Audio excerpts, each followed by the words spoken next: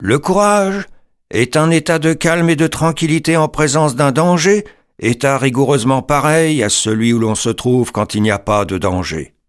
Il résulte de cette définition au moins provisoire que le courage peut être acquis par deux moyens.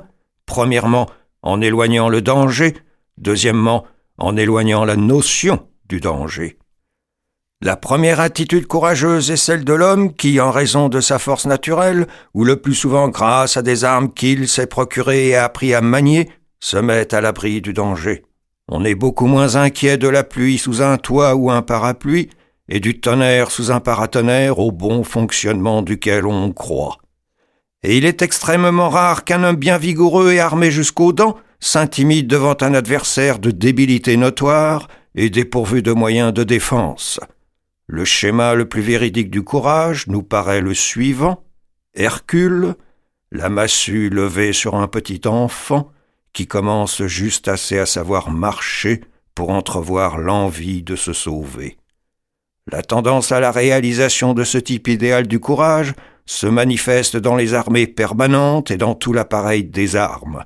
Dans ce premier cas, l'état de courage est une assurance.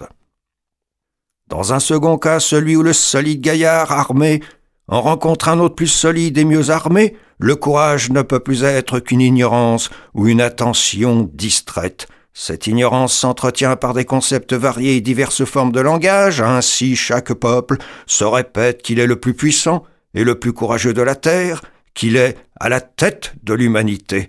Malheureusement, l'humanité est une espèce de bête ronde avec des têtes tout autour. Un excellent engin propre à distraire l'esprit d'un objet dont il aurait peur est le même qui sert à écarter le taureau de course d'un objet dont il n'a pas assez peur. Nous parlons de l'usage d'un morceau d'étoffe éclatante. Les effets en sont différents selon qu'on le présente à une brute redoutable ou à un peuple faible. Nous venons de reconstituer l'invention du drapeau.